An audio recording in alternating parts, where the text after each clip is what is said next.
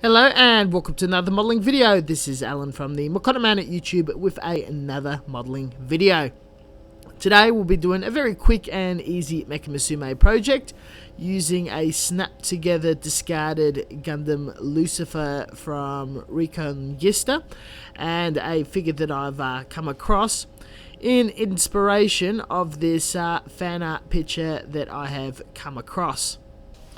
Good friend of mine, Rantaya, also bought the same figure and kept chopping up the skirt until he exposed some more flesh.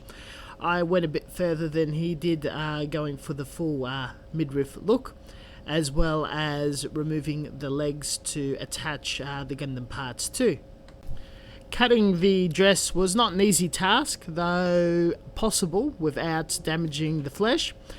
I've decided to utilise bits of the binders, the legs, the back bit, and some of the arms, shoulders, and torso bits heavily chopped up, as well as the hat or head used as a beret.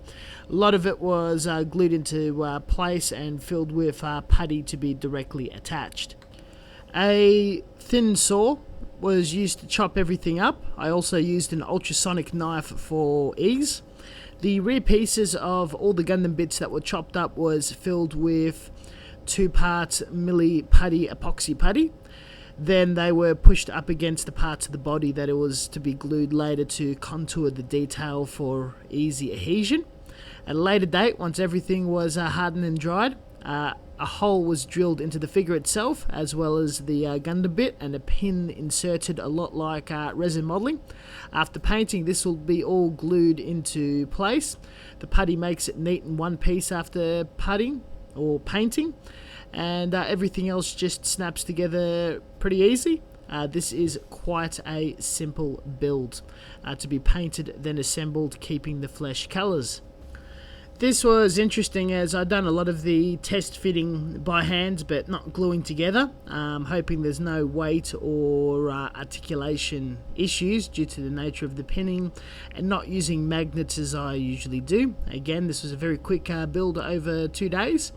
A lot of the bits via the pin were mounted on pegs and primed with Tamiya white primer, as well as painted with some leftover Plamo colour paint, the disastrous lacquer project from the UK that didn't work out too well. This had a very low pigment density, so required more than half of the jar to colour in the very few pieces that were on display. As all of that was being airbrushed and was testing the new Max 3 Sparmax airbrush at the Mecha workshop meeting, as well as the mini compressor and bullet water trap.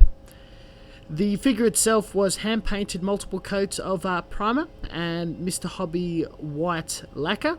The hair a light grey. This was just painted in small patches very lightly in 2-3 coats until a solid colour.